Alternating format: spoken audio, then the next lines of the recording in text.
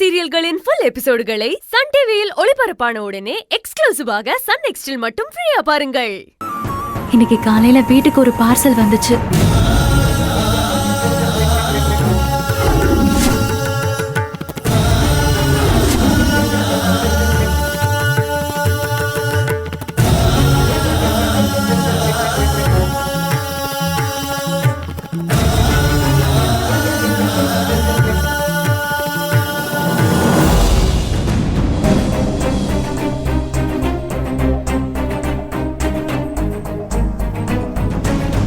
கடவுளே, இதெல்லாம் சிவசங்கரியோட வேலை தானா?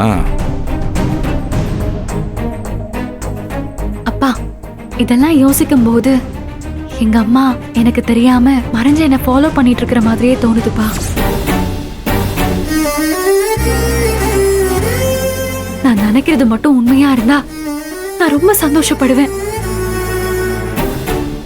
இவ்வளோ காலமா என் அம்மா இல்லைங்கிற ஏக்கம் தெரியாம நீங்க என்ன வளர்த்துட்டீங்க.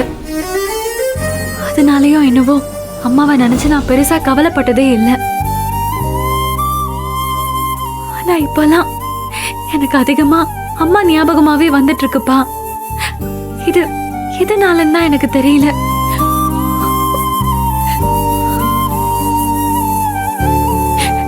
சின்ன வயசுல இருந்து என் அம்மா முகத்தை நான் பார்க்காததுனால வெறும் கற்பனையில கூட என்னால அம்மா முகத்தை முழுசா நினைச்சு பார்க்க முடியலப்பா. நான் ஏதோ அடையாளம் தெரியாத ஏதோ நிழல் உருவமாதான் அவங்கள நான் கற்பனை பண்ணி வச்சிருக்கேன். அவங்களும் எந்த மாதிரி தான் இருப்பாங்கன்னு நினைக்கிறேன். ஒருவேளை அவங்கள நேரா பார்த்தா என்னால அடையாளம் கண்டுபிடிக்க முடியுமோ என்னவோ தெரியல. ஆனா எதுக்காக அவங்க என் முன்னால வராம அவங்கதான் என் அம்மானு காட்டாம இப்படி எனக்கு பொம்மைங்க அனுப்புறது, என் பேரை மத்த குழந்தைங்களுக்கு வச்சு சந்தோஷப்படுறதுன்னு எதுக்காகப்பா இதெல்லாம் செய்யணும்?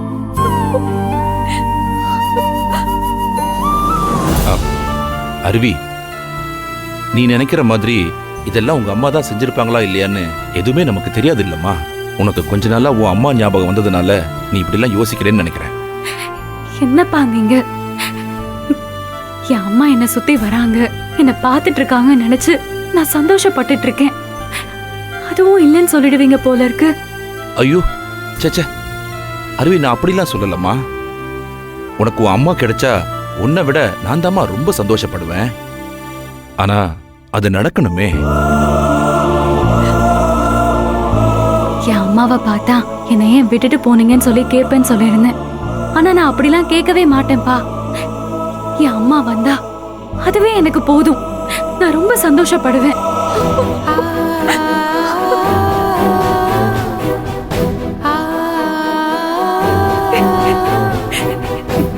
அவங்க கிட்ட நான் நிறைய பேசுவேன்பா. அவங்க கூட விளையாடுவேன்.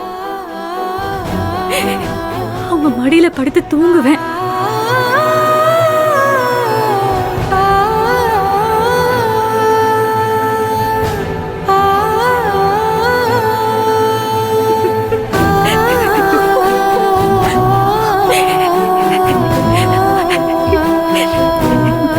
அம்மாடி அருவி, இங்க பாரு, நீ இப்படிலாம் கண் கலங்க கூடாதுமா. நீ இப்படி அழுது நான் பார்த்ததே இல்லையே. என்ன ரொம்ப புதுசா இருக்கு? எனக்கு கூட இது புதுசாதான்ப்பா இருக்கு. எனக்கு எதையும் தைரியமா நீ ஃபேஸ் பண்ணுன்னு தான் சொல்லி கொடுத்துருக்கீங்க. நானும் அப்படிதான் இருந்திருக்கேன். ஆனா இப்பெல்லாம் எனக்கு அம்மா ஞாபகம் வந்துகிட்டே இருக்குப்பா. என்னை சுத்தி நடக்கிறதெல்லாம் அவங்களோட ஞாபகங்களை இன்னும் அதிகப்படுத்துதுப்பா. என்ன 5 வயசுக்கு கொண்டு போய் அம்மா நினைப்புல என்ன அழ வைக்குது.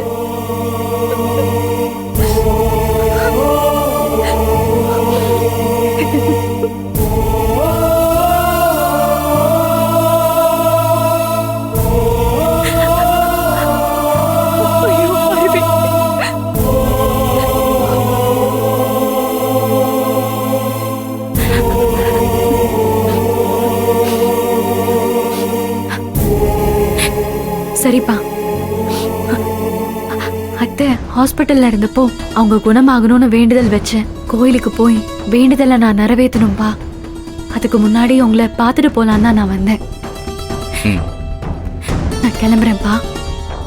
ம் சரிம்மா, போயிட்டு வா. அருவி அருவி, நீ எதை நினைச்சும் கவலைப்படாதம்மா. நீ சொல்ற மாதிரி உன் அம்மா உன்னை தேடுறது உண்மையா இருந்தா நானே உன் அம்மாவை தேடி கண்டுபிடிச்சு உங்க 2 பேரையும் சேர்த்து வைக்கிறேன். என் மேல உனக்கு நம்பிக்கை இருக்குல்ல? சரிம்மா, போயிட்டு வா. வரேன்.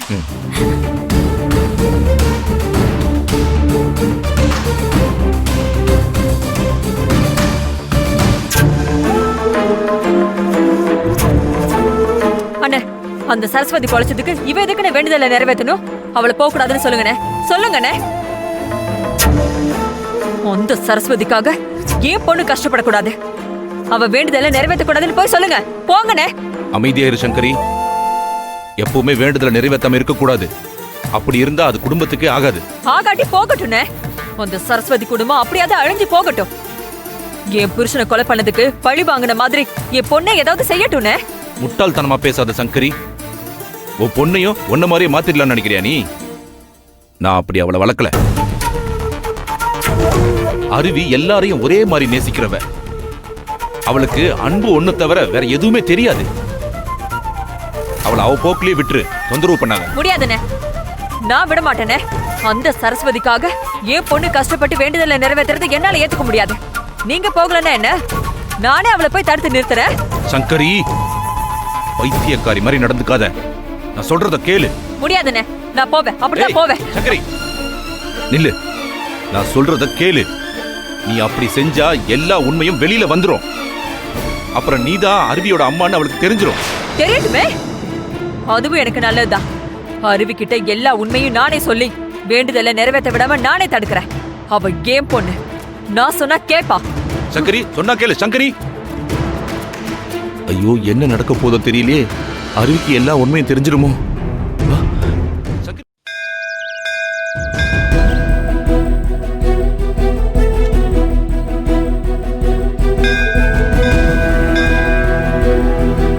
அம்மா தாயே, என் அத்தை ஹாஸ்பிட்டல்ல கிடக்கும்போது அவங்க உயிரை காப்பாத்து, நான் உன் சன்னிதானத்துல மண்சோறு சாப்பிடுறேன்னு வேண்டுதல் வச்சிருந்தேன். நீயும் கருணை உள்ளத்தோட என் அத்தைய காப்பாத்தி கொடுத்துட்டு நான் வேண்டபடி மண்சோறு சாப்பிட்டுட்டு என் கடனை செலுத்த போறேம்மா. நீ ஏத்துக்க தாயே.